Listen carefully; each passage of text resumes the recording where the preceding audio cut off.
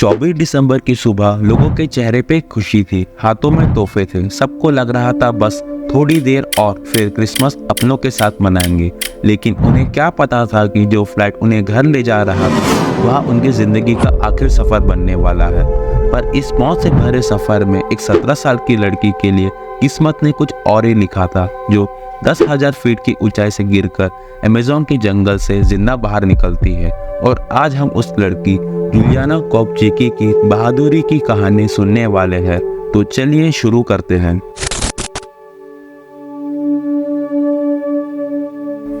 कहानी की शुरुआत होती है लीमा शहर से, जो साउथ अमेरिका के एक देश पेरू में स्थित है। वहां पर जुलियाना अपनी पढ़ाई कर रही थी। उसका घर पुकल्पा के पास पेंगुआना में था, जो एक बायोलॉजिकल रिसर्च स्टेशन है। जुलियाना की मां मरिया ने जुलियाना को 19 से 20 दिसंबर को ही घर वापस आने बोला था, लेकिन जुलियाना का ग्रेजुएशन डे 23 दिसंबर को था और उसको वहां अटेंड करना था। तो जुलियाना और उनकी मां ने डिसाइड किया कि 24 दिसंबर को वह घर वापस जाएंगे।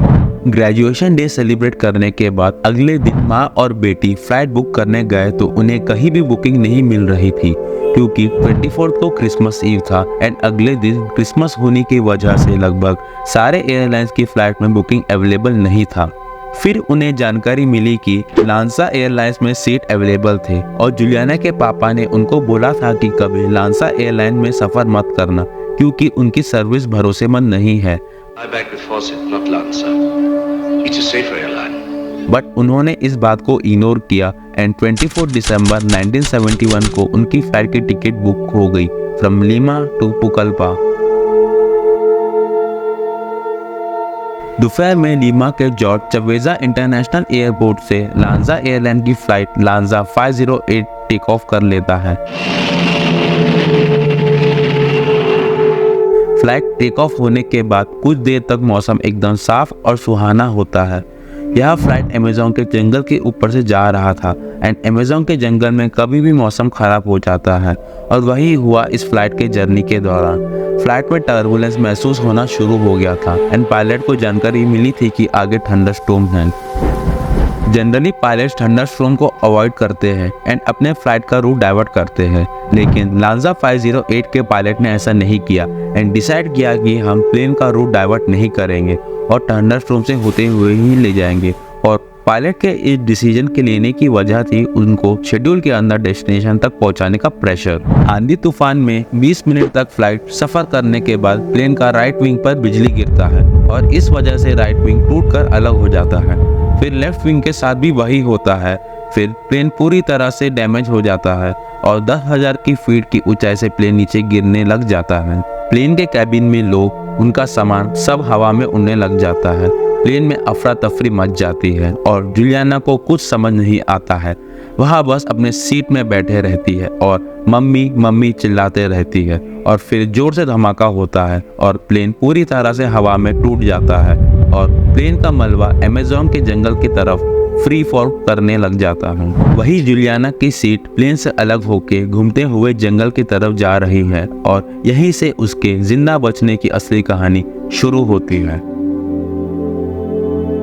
आप लोग सोच रहे होंगे कि 10,000 फीट की ऊंचाई से गिरकर जिंदा कैसे बची होगी।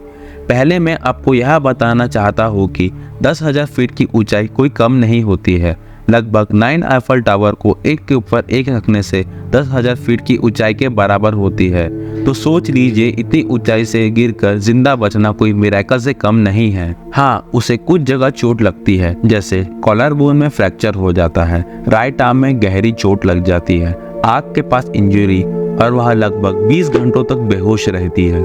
और जुलियाना की जिंदा बचने की मेन वजह थी उसकी सीट। वह प्लेन के पिछले हिस्से रो 19 सीट F में विंडो सीट में बैठी थी एंड सीट बेल्ट लगा के रखी थी, और जब वह प्लेन बिखर के टूटने लगा वह अपनी माँ से अलग हो गई, जो उसके बगल में ही बैठी थी।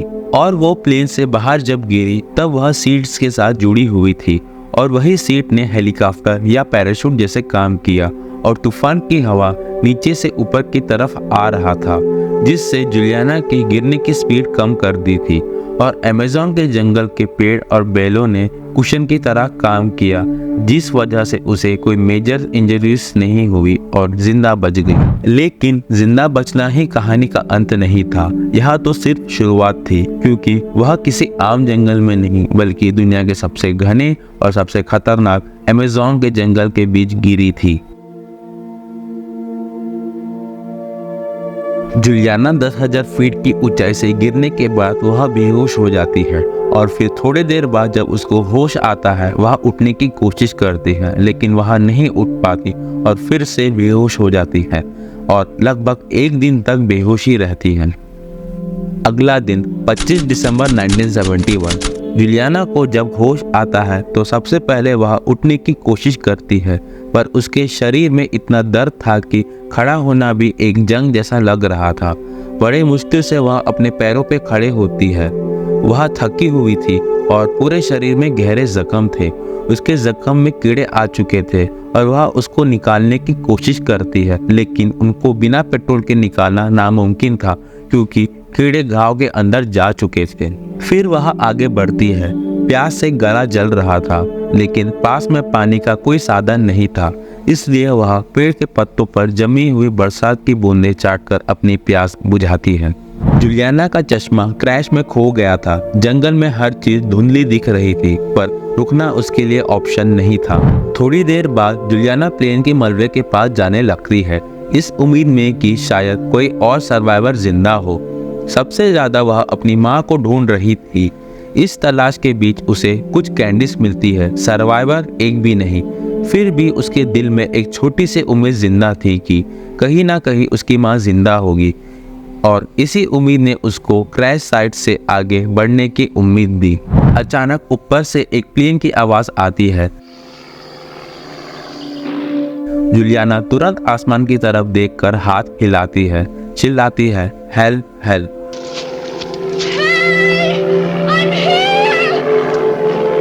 उसके दिल में एक बार फिर से उम्मीद जगती है, शायद रेस्क्यू टीम आ ही जाएगी। वह घंटों तक इंतजार करते रहती है, पर उसकी आवाज़ ना पायलट तक पहुंचती है, ना ही दिखाई देती है, क्योंकि जंगल इतना घना था। तब जुलियाना को एक कड़वा सच समझ आ जाता है कि उसको बचाने कोई नहीं आने वाला। अगर बचना है तो अब उसको ही खुद को इस जंगल से जिंदा बाहर निकालना होगा।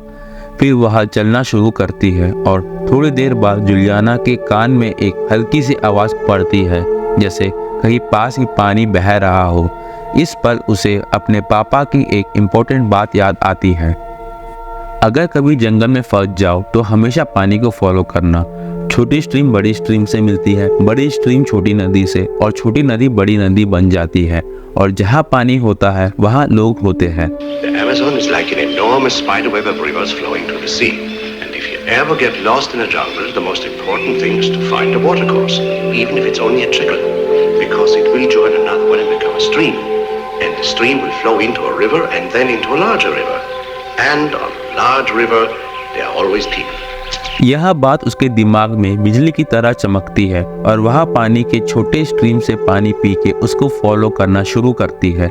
कुछ ही देर बाद रात हो जाती है और रात के अंधेरा उसके सफर को और भी ज्यादा खतरनाक बना देता है। जंगल में हर तरफ जानवरों की आवाज, जहरीले कीड़ों का खतरा और बीच जंगल में अकेली एक 17 साल की लड़की। पर जुलियाना के पास कोई और रास्ता नहीं था, इसलिए वह हिम्मत जोड़कर नदी के किनारे एक जगह ढूंढती है और वही अपनी रात गुजारती है। अगली सुबह जुलियाना जैसे तैसे उठती है, थकी हुई, कमजोर, लेकिन हिम्मत अभी भी जिंदा थी। वह फिर से नदी को फॉलो करना शुरू कर देती है, क्योंकि उसके लिए यही रास्ता बचने के लिए सबसे बड़ा सहारा था।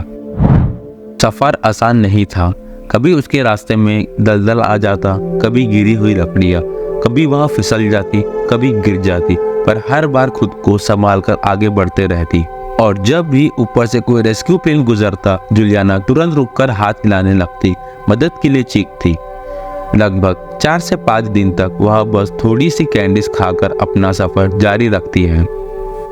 अब जुलियाना के पास खाने के लिए कुछ नहीं था और जंगल में कुछ भी खाना सेफ नहीं था, तो अब से बिना खाए आगे के दिन काटती है और बस पानी पी के अपना पेट भरती है। उसके घाव में कीड़ों की संख्या भी बढ़ चुकी थी और अगर उन कीड़ों को निकाला नहीं गया तो फिर उसके हाथ को काटना भी पड़ सकता है। अब जुलियाना के पास ज़्यादा ताकत बची नहीं थी क्योंकि वह बहुत दिनों से बिना प्रॉपर नींद और खाने की थी। अब वह जो नदी को फॉलो कर रही थी वह बहुत बड़ी हो चुकी थी।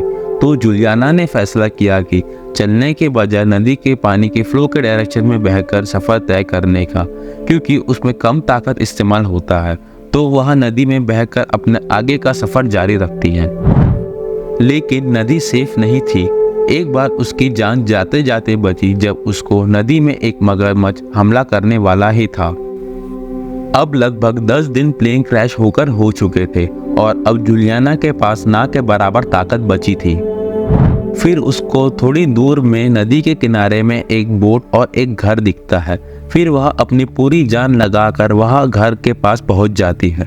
फिर उसको वहां पर एक पेट्रोल का कंटेनर मिलता है और वह बहुत मुश्किल से वह पेट्रोल को अपने घाव पर लगाती है, जिस कारण उसे बहुत जोर से दर्द देता है।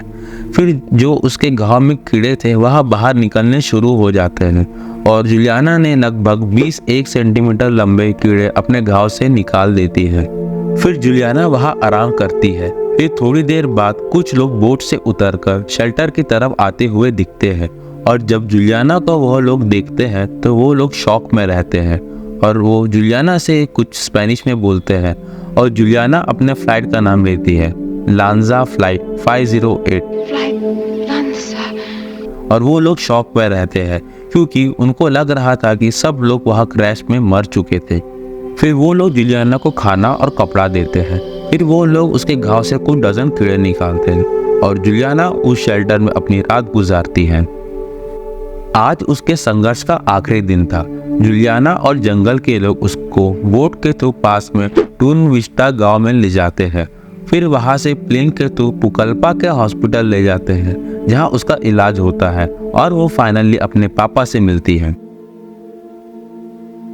आप लोग सोच रहे होंगे कि जुलियाना को ये सब सर्वाइवल स्किल्स कहाँ से सीखी होंगी, तो मैं आपको बता दूं कि जुलियाना के पेरेंट्स जर्मन जूलॉजिस्ट थे और वह अपने पेरेंट्स के साथ अमेज़न फॉरेस्ट में पेंगुआना रिसर्च स्टेशन में रहती थी और वही उसने ये सब सीखा। इस प्लेन में टोटल 92 लोग थे जिसमें से 6 क्रू और 86 पैसेंजर। इन 92 लोग में से बस एक की ही जान बच पाई।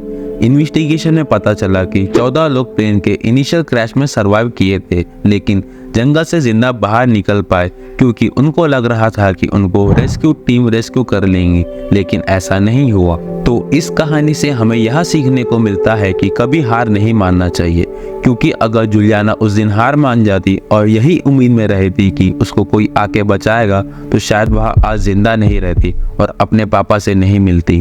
मैं हूँ वेंकट और अगर आपको यह वीडियो पसंद आया तो लाइक करिए, शेयर करिए और कमेंट में अपनी राय जरूर दें और चैनल ज्ञान विद वेंकट को सब्सक्राइब करना ना भूलिए।